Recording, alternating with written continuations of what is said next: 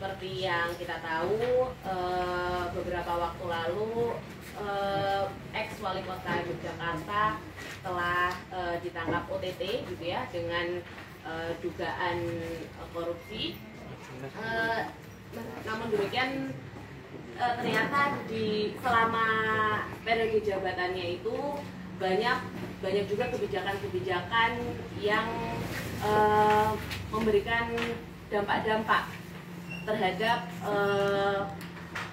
masyarakat di Yogyakarta, dan di sini kami juga ada beberapa warga yang mewakili sebagai korban dari kebijakan-kebijakan yang merusak gitu ya, kebijakan destruktif yang diterbitkan oleh ex-wali kota Yogyakarta. Untuk yang pertama kami persilahkan kepada LHKP PP Muhammadiyah, kepada Bapak David Effendi. Silakan untuk. Baik, terima kasih teman LBH dan teman-teman media yang saya hormati. Assalamualaikum warahmatullahi wabarakatuh. Terima kasih. Yang pertama tentu saja yang sudah beredar, Muhammadiyah perlu menyampaikan statement bahwa Muhammadiyah tetap konsisten sejak lama bersama Nahdlatul Ulama untuk memerangi korupsi sebagai bagian dari musuh peradaban dan musuh kemanusiaan. Karena dari korupsi itulah praktek-praktek pemiskinan secara struktural juga terjadi. Banyak kebijakan-kebijakan yang menjadikan masyarakat tidak mendapatkan haknya karena ada penyimpangan dari kepentingan publik oleh kepentingan elit atau penguasa daerah. LHKP baik pusat maupun wilayah, kebetulan saya juga di wilayah DIY sebagai wakil ketua, saya David Effendi, mendukung upaya untuk menuntaskan dan bersih-bersih Jogja, bersih-bersih Jogja yang sudah dimulai oleh teman-teman banyak ya, dari warga budaya, dari gerakan Jogja Ora Didol. Kita semua menjadi bagian dari itu, dan Muhammadiyah berkomitmen untuk mendukung resep Jogja. Dan kita mulai dari momentum ini, saya kira kita dukung Jogja lebih baik, Jogja lebih bersih, bukan hanya konteks kota Jogja, tapi bersih-bersih daerah istimewa Yogyakarta, saya kira. Dan kita berharap korban-korban akibat kebijakan perizinan hotel, toko modern berjejaring yang ada di kota maupun di daerah lain di Yogyakarta harus berani bicara, karena selama ini dipinggirkan oleh izin-izin yang lebih, mungkin juga bukan izin, banyak sekali. Kebetulan saya ikut mengadvokasi toko modern berjejaring ya, banyak sekali izin-izin siluman, banyak sekali yang tidak punya izin 24 jam, buka 24 jam, dan batas dengan pasar tradisional juga banyak dilanggar. Saya kira bukan hanya isu apartemen, hotel yang mengindikasikan, sebagian sudah terbukti bahwa ada banyak kecurangan, dan warga memang tidak semua berani bicara soal keterpinggiran dari aspek ekonomi oleh modernisasi toko-toko berjejaring, oleh himpitan hotel, apartemen yang juga banyak melukai masyarakat dalam konteks akses-akses udara bersih, akses-akses matahari, sinar matahari ya, karena tertutup. Saya pernah buat meme beberapa tahun silam, di Jogja itu gerhana matahari terus karena saking banyaknya hotel menutup rumah-rumah warga dan ventilasi warga. Saya kira itu, mudah-mudahan ini momen baik, momen yang positif untuk resik-resik Jogja, dan kita mengajak semua elemen untuk bekerja sama untuk bergerak. Salam Jogja Ora Didol. Salam. Terima kasih. Ya, terima kasih Mas David Effendi dari KBPP Muhammadiyah. Yang selanjutnya kami persilahkan kepada Bid Duhur untuk menyampaikan statement juga. Terima kasih Mbak. Assalamualaikum warahmatullahi wabarakatuh. Waalaikumsalam warahmatullahi wabarakatuh. Terima kasih untuk teman-teman dari LPA, teman-teman media dan juga seluruh semua manusia yang ada di sini. Saya ingin menyampaikan bahwa saya ketika berapa tahun lamanya berjuang dalam hidup-hidupnya dan ketika ada seperti panas dan juga tumpah darah banyak udah menjadi dan juga waktu yang semakin semakin sedikit atau minim dan juga semakin sesak juga semakin karena udara pun tidak bisa kita dapatkan secara maksimal kita hidup. Akulah sebelum saya terlibat dari sini adalah ketika dulu di tahun 2013 di bulan Oktober, tepatnya di tanggal 8 atau 9 setelah ulang tahun Jogja, saya sempat berbuat sebuah tulisan di mana tulisan tersebut di daerah Pojok Beteng Wetan. Tulisan tersebut bertuliskan juga setelah di tanggal 7 Oktober tulisan tersebut bilang dihapus oleh beberapa kocok-kocok atau dari pihak beberapa tersebut ya. Nah kemudian saking judisnya dan saking gedengnya saya ya, karena tulisan tersebut setelah dibuat, kemudian saya sama teman-teman berinisiatif untuk buat tulisan kembali tersebut kembali berikut ya di tahun 2012 tersebut. Nah setelah atau sebelumnya saya tertangkap ketika membuat tulisan tersebut, saya dari pihak dari pemerintah kota mengalami yang namanya terapi shock ya, shock terapi seperti hanya ancaman seperti woi so medon orang medon tak bedil semua ya. Ketika dikatakan seperti itu pun saya juga takut pada waktu itu karena memiliki ancaman tersebut loh. Saya salah apa kok bisanya hampir mau dipistol kepala saya ya kayak gitu. Nah kemudian saya turun, kemudian selang beberapa waktu setelah itu saya dibawa ke kantor balai kota untuk ditakon-takoni lah, disidang di berbagai macam hal yang menunggu. Nah kemudian saya ditetapkan untuk dilibatkan untuk sidang ya, di tanggal 8 atau 9 sebagai tersangka karena melakukan tindakan tulisan tersebut di Pojok Beteng Wetan. Nah setelah saya melakukan tulisan tersebut kemudian selang beberapa waktu lagi saya kembali beraktif di dalam bersepeda ya, tepatnya di mengamati ruang publik yang sekiranya di tahun tersebut di 2013 sampai di 2022 hari ini atau detik ini ternyata semakin banyak atau semakin maraknya kita melihat dalam kondisi kota kita semakin parah ya, parah buruk ya, tidak tertata dengan rapi ya. Tahun tersebut juga kita juga sempat memberikan serbukan atau semacam slogan ya untuk Bapak Wali tersebut dan secara X menjadi tersangka dalam KPK, memberi tolakan sebagai orang masalah hari.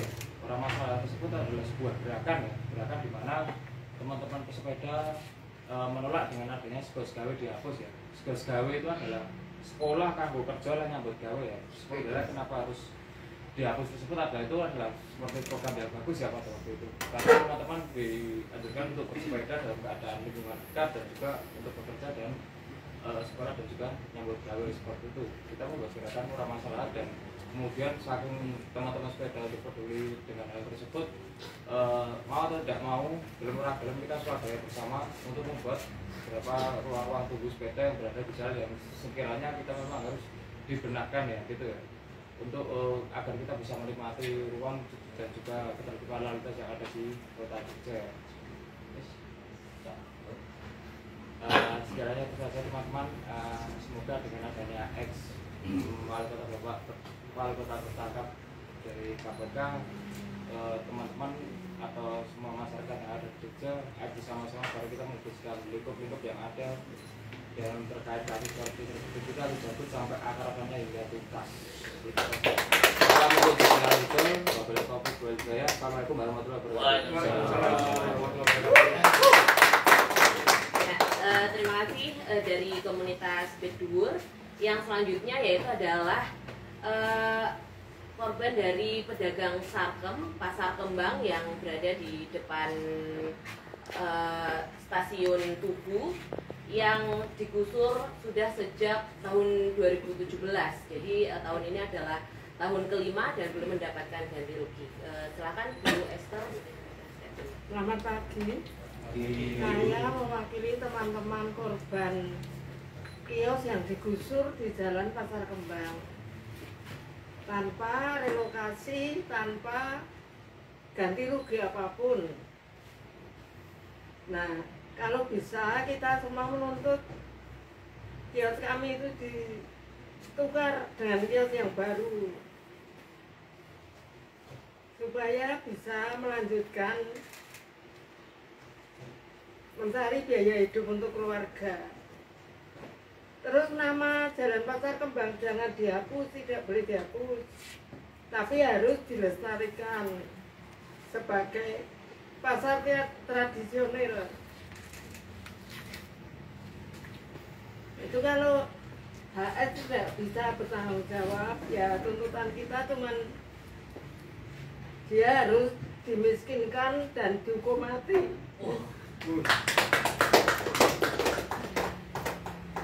Ya begitulah tuntutan kita. Sudah, Mbak. Terima kasih. Ya, terima kasih Bu Esther. Selanjutnya kami persilakan kepada perwakilan warga Berdaya, Mas Dodo, untuk menyampaikan statementnya. Iya, selamat siang semuanya, semua teman-teman. Rahayu, sehat selalu bagi kita semua ya. Yang pertama adalah saya bergabung dengan teman-teman warga Berdaya di 2014 saat kampung saya menjadi korban kekeringan sumur karena dampak pembangunan setelah Garuda 2 tahun beroperasi. Lalu di situ sudah banyak sekali terlihat. Misalnya saat tanggal 6 ada aksi, terus tanggal 7 menurut Forpi hotel tersebut baru mengajukan izin pemanfaatan air tanah di Dinas Perizinan Kota. Setelah itu di tanggal 2 September 2014 sumur dicabut. Jadi sanksinya cuma gitu aja. Sanksinya itu sangat enteng sekali ya, lebih parah daripada maling sendal misalnya. Maling sendal ini di masa digebuki luputnya mati, isi dihukum walaupun barangnya dibalik. Ini enggak cuma dicabut sumurnya, terus sejak itu tanggal 9 September 2014 air kembali, sampai saat ini nggak ada masalah. Permasalahannya adalah ada aturan baru lagi, perwal di 2014 ada aturan bahwa hotel di Jogja harus menggunakan PDAM. Pertanyaannya lagi, PDAM ngambil airnya dari mana gitu? PDAM ngambil airnya dari tanah, artinya bukan menyelesaikan masalah, tetapi memindahkan masalah dari miliran kampung saya yang sangat keren dan tercinta itu ke Sintangguya mesti dipindahkan ke Jogja di level kota gitu loh. Jadi kebijakan-kebijakan itu aneh, dari situ kelihatan aneh. Ada 104 atau 106 izin hotel selama ex-wali kota si Hasu enak ya misalnya HS. Hari Hadi Suyuti aja ya. Hari Hadi Suyuti menjabat itu ada sampai Desember 2013 tanggal 31 masuk 106 permohonan izin. Karena tanggal 1 Januari 2014 sampai 2016 moratorium penghentian izin hotel. Walaupun sebelum izin entah ya kayak besok ayo telu meneh papat teh mangkat iki 5 teh mangkat lho. 106 udah masuk, tinggal pelaksanaan pembangunannya saja. Nggak tahu kalau 2017 perpanjang lagi moratorium setahun, apa kepentingannya pilkada ya nggak tahu. Tapi yang pasti setelah itu ada perda tentang rusun 2015 ya. Itu rusun ini padahal sama rusun ini bahasa tekian ya, kan bahasa kerennya kan tetap baik apartemen toh. Ininya sama, perlakuan perizinan prosedurnya sama toh. Nah, terus muncullah apartemen. Nah, saat sekarang ini kemarin si Hasu itu ketangkap suap perizinan apartemen. Harapan kami ya jelas sekali toh, KPK harus meninjau ulang 106 izin hotel. Nah, sekarang suujon yang baik tapi suujon tapi terbukti lagi nuduh karena apartemen gue harus suap 17.000 bahkan UTT terkecil ya 300 juta. Tapi bukan 300 jutanya, kalau kan kita iso nuduh 106 ini berarti suap kabeh gitu. Tapi yang ngerti ya KPK harus bicaranya mati-matian nyari iki 106 ini bagaimana proses izinnya kok iso berdiri, iso beroperasi dengan dengan ketidakjelasan, apalagi ada indikasi tersebut. Jadi menurut saya terakhir ini adalah awal ya, ini bukan pecah telur itu awal bahwa ya kita minta KPK supaya nggak bosen main-main ke Jogja, karena Jogja itu keren, Jogja itu asik, Jogja itu kan dilahirkan dari kenangan dan korupsi ya. Jogja lahir dari cinta, nostalgia, kenangan dan korupsi ya. KTP ku Jogja, jadi aku nggak apa-apa ngomong kayak gitu karena KTP ku Jogja. Nek KTP ku Jogja aku udah diusir, minggat ke Jogja. Ya seperti itu. Terus apa nih ya? Apa nih Pak warga berdaya, presiden warga berdaya bintang ya? Apa nih itu aja ya? Yang jelas si KPK harus bertanggung harus memulai penyelidikan ini sampai dengan bukan 2017-2022, menurut saya 2012 sampai 2022 karena itu masa jabatannya si Haryadi Suyuti. Yang pasti terakhir, kebenaran tidak akan pernah kalah. Kita bisa kalah tapi kebenaran tidak akan pernah kalah. Matur nuwun. Ya, mungkin sedikit menambahkan juga ya tadi terkait dengan Sarkem itu yang mana di kejanggalan yang ada di situ adalah terbit peraturan wali kota yang menjadi dasar penggusuran Pasar Kembang, yang mana terbitnya adalah sama dengan hari di mana penggusuran itu terjadi gitu. Jadi dengan dasar kalau kita tahu misalnya dasar pertimbangan peraturan wali kota itu mestinya adalah peraturan-peraturan di atasnya, tetapi yang menjadi dasar peraturan wali kota penggusuran Sarkem adalah surat edaran dari PT KAI. Jadi kita juga bertanya-tanya ada apa sebenarnya di situ. Tetapi sampai saat ini peraturan wali kota itu masih ada. Kami sudah berusaha men-JR tapi juga ditolak gitu. Jadi kami tidak tahu sebenarnya ada apa ini antara di penerbitan peraturan wali kota ini dengan PT KAI. Baik, untuk selanjutnya kami persilakan kepada perwakilan dari Indra untuk menyampaikan statement. Ya, terima kasih. Selamat pagi teman-teman semuanya. Saya menyambung saja dari apa yang sudah disampaikan oleh rekan-rekan yang lain, terutama dari rekan-rekan korban. Dari dia yang menyampaikan beberapa hal ya. Yang pertama, kita ingin mengingat kembali bahwa laporan terkait dengan dugaan korupsi di Jogja memang sangat tinggi ya. Catatan kami dari tahun 2015 sampai 2018 ada sekitar 192 laporan dugaan korupsi, dan bisa jadi yang menjerat Bapak mantan wali kota juga bagian dari laporan itu. Nah, dari data itu kemudian kita tahu bahwa penindakan KPK itu sangat rendah sekali. Satu itu saya kira kalau untuk dikatakan rendah masih harus ada definisi lain dari rendah. Artinya ada ketidakmauan KPK atau bahkan keengganan KPK untuk melakukan penindakan kasus-kasus korupsi di Jogja gitu. Prestasi tertinggi KPK sebelum tertangkapnya Haryadi Suyuti adalah membangun MOU ya, atau membuat MOU dengan Bapak Gubernur DIY, MOU terkait dengan pencegahan korupsi. Nah, artinya upaya KPK hanya berhenti pada aspek pencegahan. Padahal sebenarnya tindakan-tindakan yang sudah mengarah pada tindak pidana korupsi itu bisa jadi sangat besar. Nah, itu tersambung kemarin Ida juga sempat melakukan satu investigasi bareng teman-teman jurnalis juga, yang itu juga laporannya juga sudah sampai ke KPK gitu ya, tapi memang sampai sekarang belum ditindaklanjuti. Dan laporan itu terkait dengan penggunaan dana IS. Nah, yang membangun satu proyek di atas lahan sengketa yang dalam prosesnya banyak sekali dugaan-dugaan pelanggaran. Misalnya pembangunan ex bioskop Indra ya, yang sekarang menjadi tempat relokasi PKL.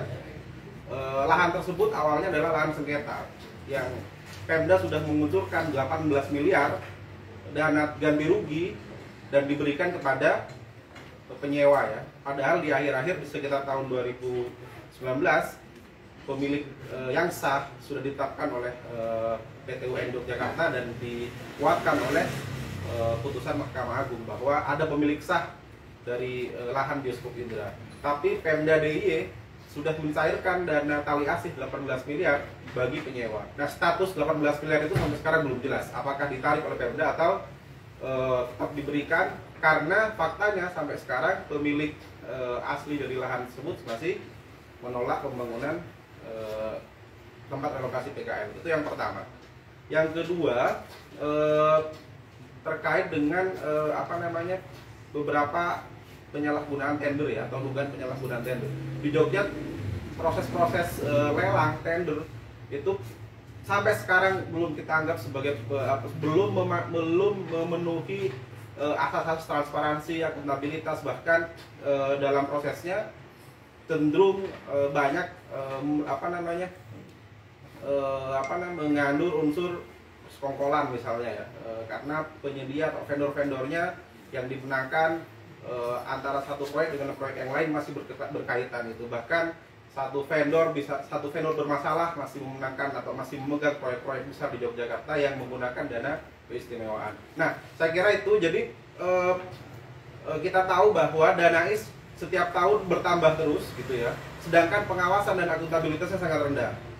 Tahun 2021 kemarin KIDY, Komisi Informasi Daerah, mengeluarkan satu laporan ya tentang potret keterbukaan informasi. Nah, pengelolaan dana IS melalui ada satu bidang, saya agak lupa gitu ya bidangnya, mungkin teman-teman nanti bisa mengingatkan, yang pengelola intinya penanggung jawab untuk mengelola dana IS, tingkat keterbukaan informasinya adalah merah, artinya sangat rendah gitu ya. Ini satu contoh bahwa dana yang sangat besar dikelola dengan cara-cara yang tidak transparan. Nah, saya kira potensi-potensi untuk penyalahgunaan ketika ada tidak transparan itu akan sangat tinggi gitu ya. Nah, ini yang saya kira jadi PR ke depan. Semoga KPK bisa masuk ke ruang-ruang itu gitu. Dana IS lagi-lagi satu privilege yang dimiliki Jogja dan tidak dimiliki oleh daerah-daerah yang lain. Dan sampai sekarang belum pernah ada satu pun proyek-proyek besar dana IS yang diawasi oleh KPK. Kita tahu bahwa ada banyak sekali penggunaan dana IS bahkan di luar pengalokasian atau 5 mandat undang-undang keistimewaan ya. Digunakan untuk pembebasan lahan misalnya, digunakan untuk pembangunan jalan di luar mandat 5 urusan keistimewaan. Nah, itu saja barangkali sebagai refleksi kita bersama. Semoga ke depan KPK tidak hanya masuk ke tadi itu ya, kalau Mas Dodo bilang ke proyek yang receh-receh gitu ya. Jogja itu besar sekali sumber daya keuangannya yang saya kira butuh pengawasan lebih dari KPK. Tidak hanya dicegah tapi juga ditindak. Demikian dari kami. Terima kasih Bung Haidar dari IDEA. Selanjutnya akan persilakan Walhi untuk aspek lingkungan dan tata ruang. Ya, terima kasih. Assalamualaikum warahmatullahi wabarakatuh. Selamat pagi. Ya, persoalan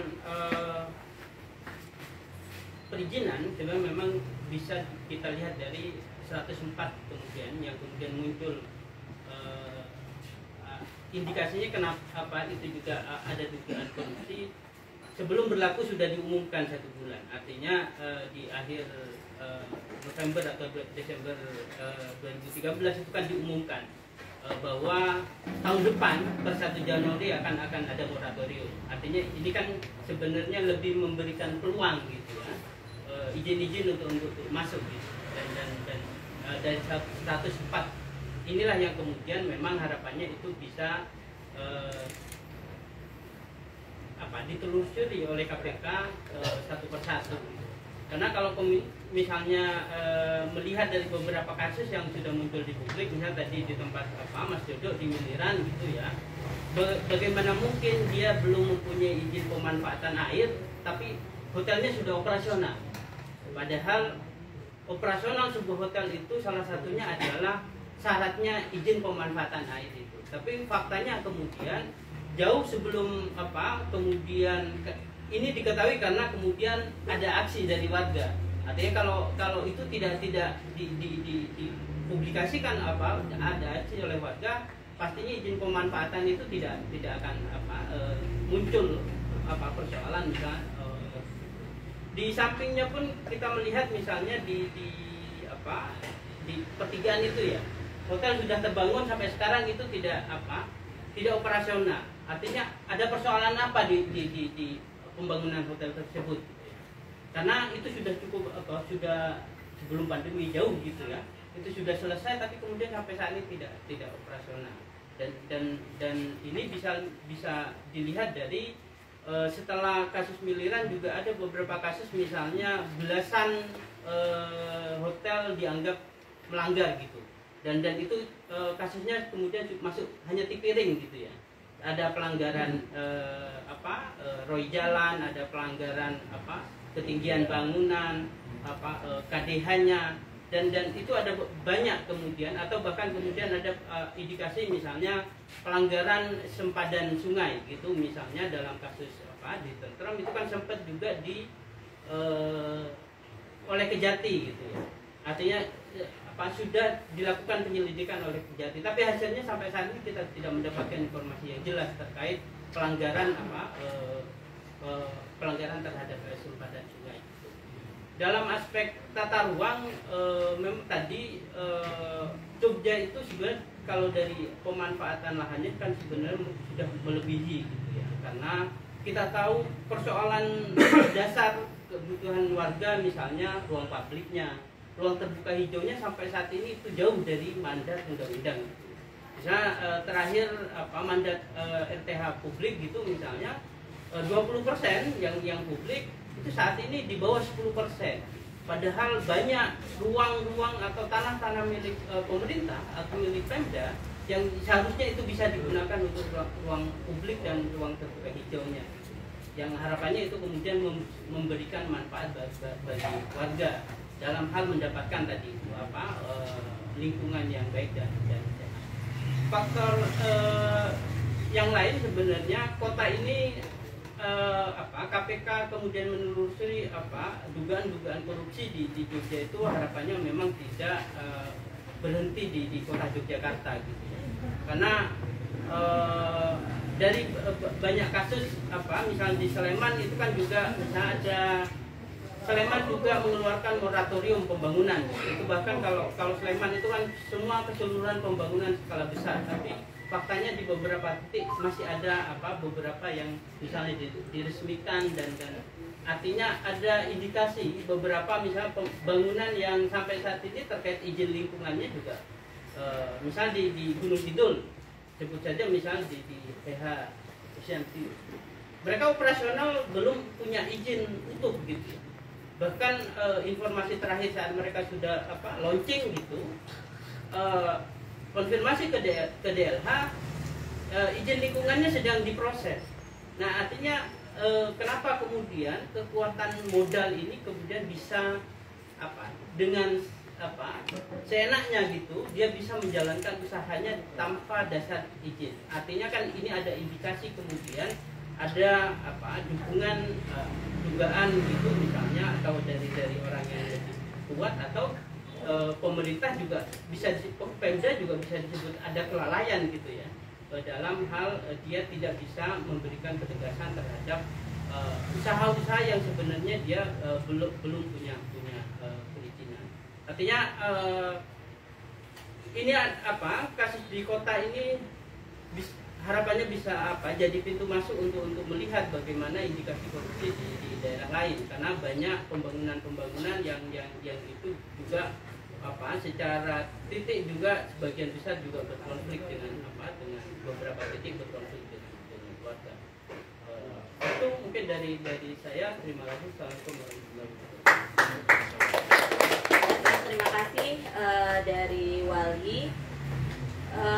Selanjutnya kami persilahkan dari Pukat UGM, Mas Zainur Rahman, untuk memberikan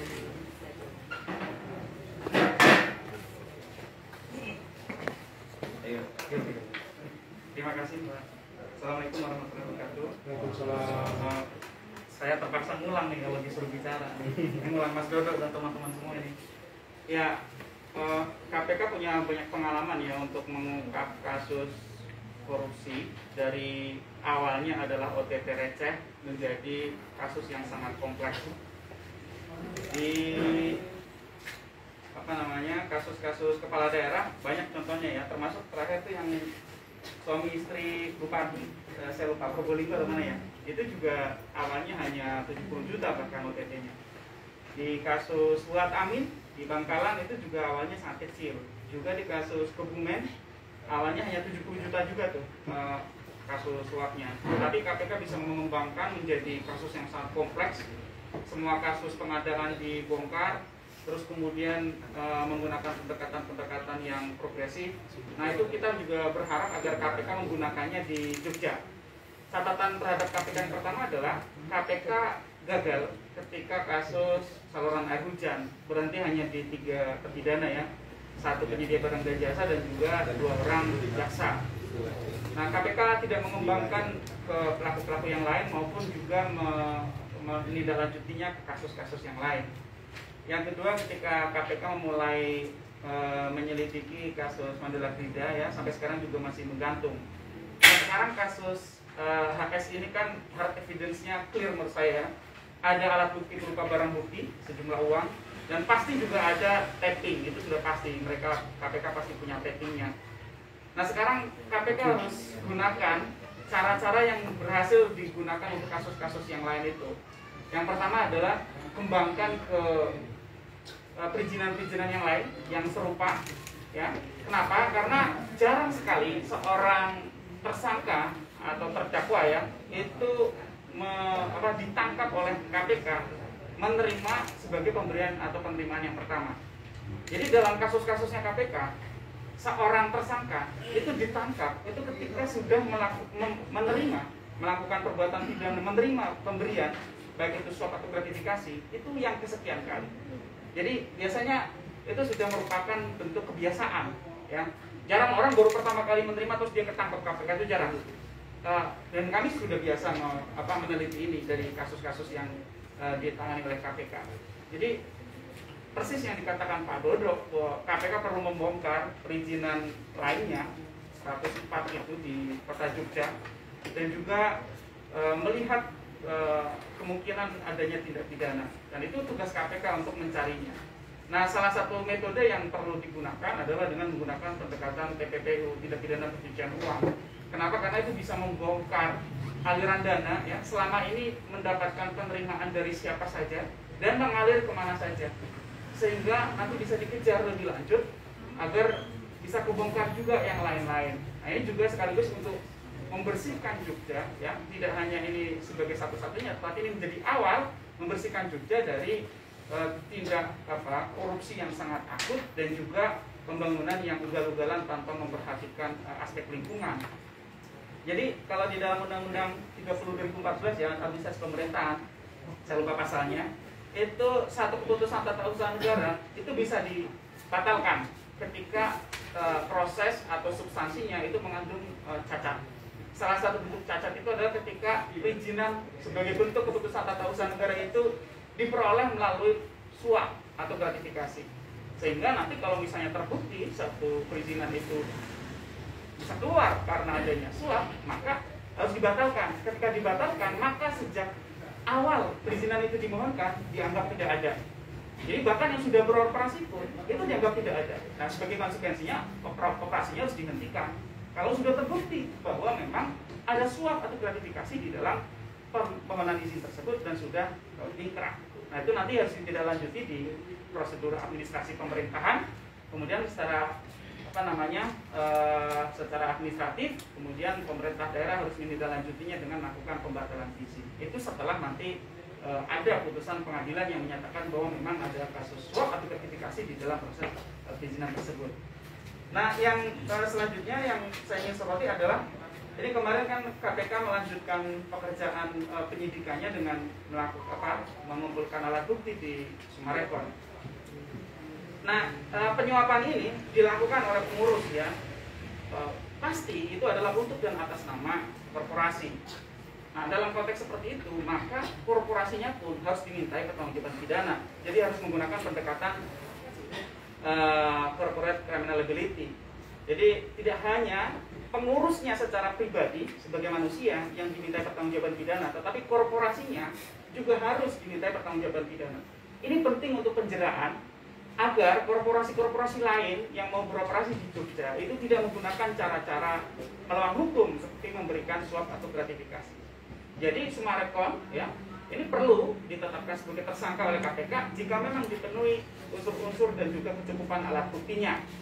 Ya itu kalau suap atau gratifikasi itu untuk tujuan perusahaan dilakukan oleh pengurus atau person perusahaan, tidak ada langkah pencegahan dan melakukan pembiaran, maka sesuai dengan peraturan Mahkamah Agung nomor 13 tahun 2016 tentang tata cara pemidanaan korporasi, seharusnya KPK menjerat korporasinya juga. Dan itu bisa menjadi shock terapi untuk dunia swasta, untuk dunia usaha. Jadi semuanya harus dilakukan pembersihan ya, jadi secara komprehensif, tidak hanya birokrasinya saja. Nah yang terakhir dari saya berharap KPK coba praktekkan apa yang selama ini mereka sampaikan, bahwa mereka mengutamakan pencegahan. Setelah OTT, what next? Ya selanjutnya apa? Ya KPK punya program pencegahan dari dulu di Jogja banyak sekali, tetapi tidak terintegrasi dengan penindakan. Ini saat yang paling baik bagi KPK untuk membuat program-program pencegahan di Jogja pasca penindakan. Sehingga apa? Diharapkan ke depan tidak terjadi lagi, ya tidak ada pengulangan, misalnya seperti Kabupaten Bogor, dari Rahmat Yasin ke Ade Yasin, ya, kakak adik. Nah itu apa? Penindakan gagal menyelesaikan penyakit masyarakat berupa korupsi. Ya, kalau KPK mau membuktikan omongan tentang pencegahan, maka setelah penindakan di satu kabupaten, kota, daerah, institusi, kementerian, lembaga, KLD apapun itu, harus diikuti dengan pencegahan. Dan pencegahannya jangan lip service. Pencegahannya itu harus benar-benar memperbaiki kultur set, harus memperbaiki mindset, harus memperbaiki pengawasan, harus memperbaiki transparansi akuntabilitas, sehingga tidak terulang lagi di masa depan seorang kepala daerah, seorang penguasa di daerah menggunakan cara-cara melawan hukum, menguntungkan diri sendiri dan kemudian mengakibatkan kerugian bagi publik. Dan kita akan lihat ya, saya sangat berharap KPK tidak berhenti di 10 orang ini, dan saya berharap KPK mau mengembangkannya ke yang lain, dan aku yakin KPK kalau mau itu bisa. Itu sudah ratusan kasus KPK kembangkan hanya dari OTT 50 juta berkembang menjadi miliaran. Bahkan Fuad Amin itu 450 miliar yang berhasil disita oleh KPK dengan pendekatan tidak pidana pencucian uang. Itu akarnya, dahannya, rantingnya itu kena semua kalau menggunakan pendekatan tindak pidana pencucian uang. Nggak ada yang bisa lolos dari pantauan melihat aliran ya, dari mana kemana, dari mana kemana. Jadi itu dari saya, terima kasih, saya kembalikan kepada ya, terima kasih Mas Zainur Rahman dari Pukat UGM.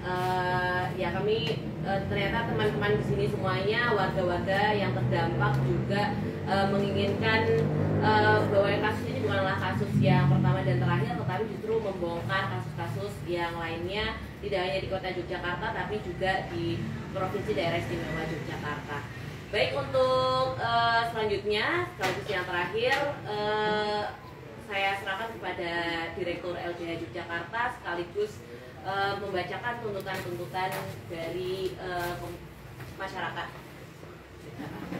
Baik, terima kasih Kak Risma. Sebelum saya baca tuntutan, saya kira saya ingin menyampaikan dua hal gitu ya. Poin pertama, kenapa kok warga yang merasa dirinya menjadi korban gitu datang ke sini. Jadi menurut kami memang penting gitu untuk kita cari malingnya. Semua pelaku patut kita cari, kita dukung KPK, kita desak KPK untuk mencari semuanya gitu. Tapi harus kita sadari Bapak Ibu sekalian, selama korupsi yang dilakukan oleh pejabat itu banyak korban-korban yang itu terampas haknya. Yang kemudian banyak juga korban-korban yang itu juga tidak mendapatkan akses hak-haknya. Nah, menurut saya selain mendesak KPK, saya kira kita perlu pikirkan juga bagaimana kita melakukan rehabilitasi maupun memberikan hak restitusi kepada korban-korban yang itu menjadi korban kebijakan dari Haryadi Suyuti sebagai tersangka. Nah, LBH Jogja sendiri mencatat setidaknya kami melihat Haryadi Suyuti selama periode 2012 ya sampai 2022 itu rentang waktu kami menerima beberapa kasus. Salah satunya adalah PKL Sakem, kemudian yang kedua adalah kasus PKL Malioboro. PKL Sakem itu kemudian ada salah satu tadi aturan yang itu kemudian terbit dalam satu malam ya, Peraturan Wali Kota nomor 51 tahun 2017, di mana itu menghapuskan yang namanya pasar tradisional di daerah Sarkem. Nah, tentu ini akses masyarakat itu kemudian ditutup. Kedua, mereka haknya jadi terampas gitu. Nah, saya kira tidak cukup kita warga masyarakat hanya bicara ayo kita cari pelakunya, tapi ayo kita kembalikan hak korban, termasuk korban-korban orang-orang yang hari ini tidak mendapatkan akses matahari, mungkin tidak mendapatkan akses air gitu. Ayo dong, kamu kan misalnya beberapa hotel memberikan suap, sekarang akses airnya mau kayak gimana? Apa mau kita robohin hotelnya? Apa mau kayak gimana? Kan itu yang perlu dipikirkan. Apa mau izinnya mau dicabut atau gimana? Apakah hanya cukup ditangkap? Saya kira tidak cukup sampai di situ. Sehingga kekuatan masyarakat sipil itu menjadi penting gitu. Nah, kami menduga juga di PKL Malioboro, waktu itu kami melakukan audiensi dengan pemerintah wali kota ya, pemerintah kota gitu. Kami waktu itu ketemu dengan PU-nya juga ya, waktu itu kepala dinas PU yang hari ini juga ditangkap menurut saya. Kami minta dokumennya waktu itu. Mana dokumen perencanaan dari teras Malioboro 2? Mana kemudian rencana rencana pembangunannya? Tapi nggak pernah dikasihkan. Alasannya apa? Dasar kami hanya politik anggaran saja. Dan kemudian dasar-dasar lain mana? Itu yang nggak pernah diberikan. Artinya sejak awal kebijakan-kebijakan di DIY, khususnya di wali kota maupun di provinsi, itu sangat tertutup sekali. Dan saya kira ini tidak hanya di sektor hotel ya, kebebasan demokrasi misalnya itu bagi saya itu juga melanggar hak warga juga gitu ya. Kemudian PKL Sarkem tentang hak ekosoknya. Jadi dari segi sipil ya, hak sipil politik maupun hak ekonomi sosial budaya, Jogja ini banyak terjerat dan susah untuk menyuarakan. Karena apa? Stigma orang yang kemudian memberikan kritik gitu kan, seperti yang dialami oleh Mas Arief, itu langsung dibungkam. Nah, ini yang menurut saya kita harus berani gitu ya. Kita berkumpul di sini tujuannya ya itu membuka akses seluas-luasnya bagi masyarakat, ayo bicara. Memang pemerintah itu diberikan kewenangan yang sangat luar biasa, tapi kami yakin isinya adalah orang-orang biasa, sehingga penyalahgunaan kewenangan itu akan terjadi juga kepada pejabat-pejabat kita. Jadi harus kita maklumi kalau misalnya kemudian masyarakat memberikan kritik ya harus diterima dong. Kalau nggak mau nggak usah jadi pejabat, kira-kira kayak gitu. Posisinya apapun ya, mau gubernur, wali kota atau apapun gitu. Itu pertama yang ingin saya sampaikan. Nah, kemudian yang kedua, posisi DIY hari ini menjadi posisi yang sangat rentan, daerah yang sangat rentan akan suap maupun korupsi. Kenapa? Kawasan DIY itu ditetapkan sebagai kawasan strategis pariwisata nasional, di mana dalam kawasan strategis pariwisata nasional itu membutuhkan banyak infrastruktur, dari tol, kemudian dari pembangunan infrastruktur air, infrastruktur transportasi, maupun infrastruktur pendukung lainnya seperti hotel dan lain sebagainya. Nah, tentu ini kenapa rentan? Karena penguasaan ruang dan tanah itu kan terpusat, transaksinya semakin terpusat. Harusnya KPK bisa memfokuskan juga ya, aktornya ini siapa gitu, tinggal berani atau enggak, pertanyaannya kan itu dari daerah itu. Nah, kita lihat masifnya pembangunan khususnya hotel atau sebagai infrastruktur pendukung itu tidak terjadi di kota saja. Kalau misalnya kita lari ke Kulon Progo, banyak sekali itu. Nah, maksud saya adalah ini di daerah lain tuh potensi kepala daerah untuk menerima suap atas perizinan. Saya sangat sangat menduga kuat itu akan berpotensi di bukan Pak Haryadi juga, tapi yang lain. Tapi kami karena ini kekhawatiran mungkin tidak terjadi. Kami pun berharap ini tidak terjadi, tapi berpotensi. Sehingga pejabat-pejabat DIY yang menjadi orang-orang rentan ini, maka mohon maklumi masyarakat sipil untuk mengawal Anda, mengkritik Anda, maupun ikut mengawasi jalannya pemerintahannya di DIY. Pun misalnya perizinan tambang, lingkungan dan lain sebagainya. Saya kira itu menjadi penting juga. Kenapa? Karena butuh namanya jalan, butuh namanya infrastruktur pendukung, hotel dan sebagainya, masif juga kebutuhan material. Jadi hulu sampai hilir itu membutuhkan material yang sangat banyak gitu. Nah, kalau misalnya ini tidak diberikan material, otomatis akan menjadi terhambat juga. Sehingga saya kira bukan di sektor apartemen saja atau hotel saja, tapi perlu diperluas di sektor-sektor lain. Saya sepakat itu. Dan korbannya pun banyak. Kemarin korban tambang juga pada kumpul juga di DIY ini karena banyak tambang-tambang ilegal yang sampai hari ini kalau misalnya kita laporkan, saya nggak tahu lapor polisi atau lapor pemerintah itu kayak mereka tuh punya hak impunitas, sedangkan masyarakat yang memberikan kritik itu warga Jomboran dapat 17 orangnya dipanggil oleh polisi gitu. Ada double standar gitu. Dan saya kira kita tidak cukup berpuas diri hanya dipanggil HS gitu, karena korbannya kami menduga kuat cukup banyak sehingga potensi kepala daerah untuk ditangkap atau disuap itu sangat banyak karena izin tidak berposisi sebagai alat kontrol negara untuk melakukan evaluasi, melakukan kontrol, mengatur dan sebagainya, tapi menjadi alat bantu. Nah, dari itu Bapak Ibu sekalian, maka ada 3 rekomendasi atau tuntutan desakan kami. Pertama, kami mendukung KPK untuk terus memantau ya seluruh izin-izin apartemen dan hotel baik itu di daerah Kota Yogyakarta maupun di daerah DIY. Nah, kemudian yang kedua, korban-korban kebijakan Haryadi Suyuti itu harus dipenuhi hak-haknya oleh negara. Nah, kemudian yang ketiga, mengajak seluruh elemen masyarakat sipil untuk mengawal kasus ini ya, dan memastikan HS dihukum seberat-beratnya. Terima kasih. Ya, baik, terima kasih untuk kawan-kawan dari lembaga-lembaga juga warga yang ada di sini serta kawan-kawan media sudah menyempatkan untuk hadir. Kami berharap tuntutan-tuntutan ini mendorong kepada pihak-pihak yang bersangkutan juga, dan kami akhiri. Wassalamualaikum warahmatullahi wabarakatuh.